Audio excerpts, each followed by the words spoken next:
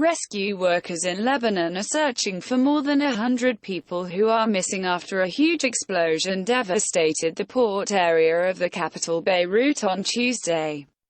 The blast killed at least 100 people and injured more than 4,000 others. The whole city was shaken by the explosion, and a mushroom cloud could be seen spreading over the port area. President Michel Aoun said the blast was caused by 2,750 tons of ammonium nitrate stored unsafely in a warehouse. Ammonium nitrate is used as a fertilizer in agriculture and as an explosive. President Aoun declared 3 days of mourning which started on Wednesday.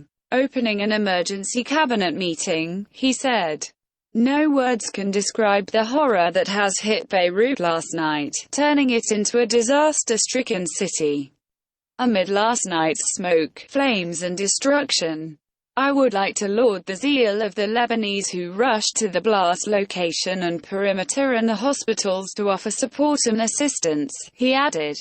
Eyewitness Hadi Nasrallah says that he saw the fire but did not expect the blast. "I lost my hearing for a few seconds. I knew something was wrong.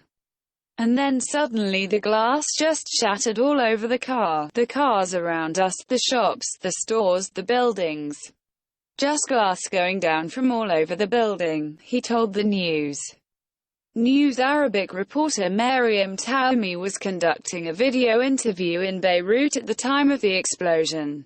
The blast was also felt 240 kilometers (150 miles) away on the island of Cyprus, in the eastern Mediterranean, with people there saying they thought it was an earthquake.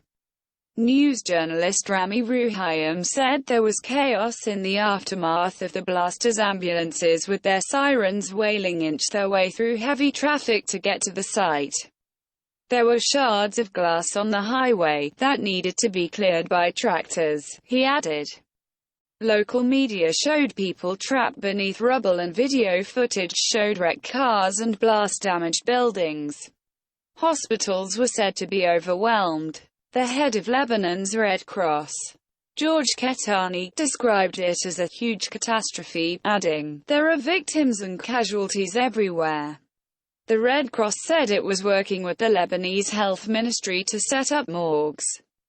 It added that a search and rescue operation was still underway to locate the more than 100 people missing. Public Health Minister Hamad Hassan said Lebanon's health sector was short of beds and lacked the equipment necessary to treat the injured and care for patients in critical condition. He said that a large number of children had been rescued but added that he feared that the number of dead would rise further.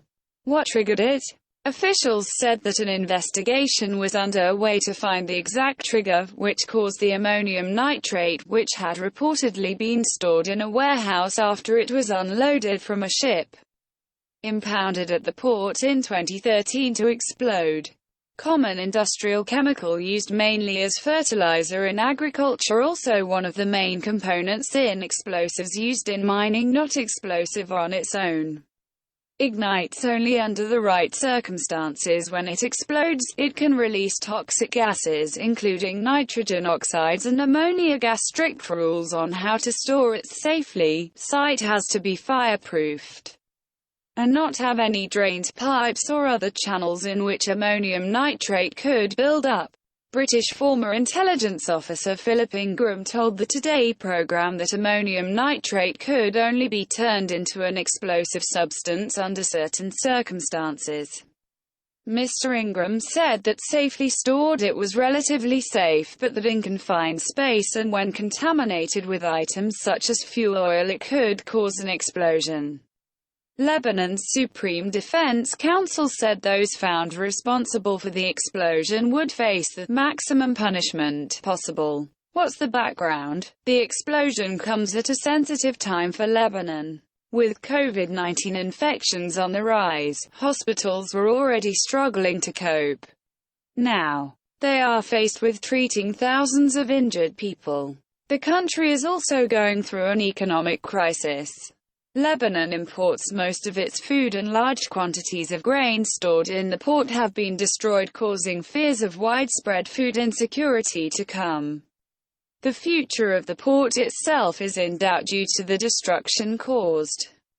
Many buildings and homes have been reduced to an uninhabitable mess of glass, and as many as 300,000 people have been left homeless, Beirut's Governor Marwan Aboud said. Lebanese from areas not affected by the explosion have been taking to social media to offer shelter to those whose homes have been destroyed. President Aoun announced that the government would release 100 billion lira £50.5 million, $66 million of emergency funds, but the impact of the blast on the economy is expected to be long-lasting. Public Health Minister Hamad Hassan said that the government was trying, as best we can, to bridge the gap resulting from the economic blockade and the exacerbated economic and financial crisis, to which has been added this new test and scourge as a result of the explosion. The blast happened close to the scene of a huge car bombing which killed former Prime Minister Rafik Hariri in 2005. A verdict is due in the trial of 4 men accused of orchestrating the attack on Mr. Hariri at a special court in the Netherlands. Even before the blast, tensions were high in Lebanon, with street demonstrations against the government's handling of the worst economic crisis since the 1975–1990 civil war. Many blame the ruling elite, who have dominated politics for years and amassed their own wealth while failing to carry out the sweeping reforms necessary to solve the country's problems. People have to deal with daily power cuts, a lack of safe drinking water and limited public health care. There has also been tension on the border with Israel, which said last week that it had thwarted an attempt to infiltrate Israeli territory by Hezbollah, a militant Shia Islamist organization that wields considerable power in Lebanon. But a senior Israeli official has told the news that Israel has no connection to the Beirut blast.